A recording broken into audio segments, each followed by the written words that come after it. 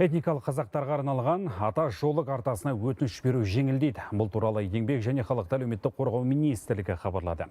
Елге оңай келуге мүмкіндік беретін картаға онлайн қосымша арқылы қол жеткізуге болады. Қазақша грин картаны алудың талаптары қандай? Ол ата жұртқа бет алған көшке серпін бере ме? Тілшіміз тарқатады.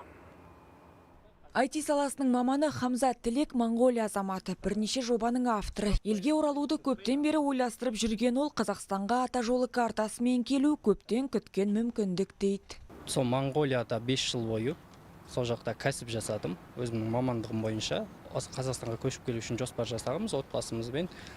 Алайда бірден көшіп келу тиімсіз болғандықтан осы ата жол картасы арқылы о жақта кәсібінен қол үзбей отырып, 2-3 жыл шамасында кәсібімді осы жақта да жүргізіп, кейіннен толыққанды Қазақстанға келу мақсатым. Хамзаның 2 баласы мен жұбайына да бұл карта толық жарамды болады. Медициналық тексерістерден еркін өтіп, ол қыздары мектепке бара алады. Жоғары оқу орнына түсу мүмкіндігімен жұмысқа орналасу жағдайы да қаралған. Алайда картаға өтініш жібермес бұрын бірнеше талаптың орындалуы шарт. Басты шарттарының бірі ол біріншіден мынау елімізде жеңілдетілген түрде мамандықтар тізбесі бар.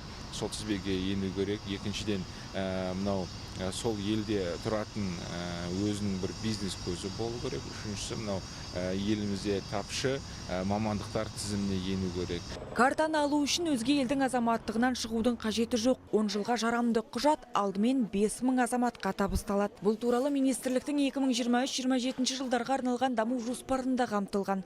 Айта кетейік, алғашқы жарты жылдықтың қорытындысы бойынша 8034 этникалық қазақ тарихи отанына оралып қандас мәртебесін алған. Олардың дені Алматы, Маңғыстау, Түркістан мен Жамбыл облыстарына, сондай-ақ Астана, Шымкент қалаларына қоныстанды. Бұл жерде Қазақстан азаматтарымен айырмашылығы, олар біздің елімізде болып жатқан саяси дауыс беру науқандарына, сайлауға, референдумдарға, немесе басқа да біздің Қазақстан азаматтарының дауыс беру құқықтары оларға пайдаланылмайды. Заңға сәйкес ол арнайы осы қабылданған ережеде анық көрсетілген.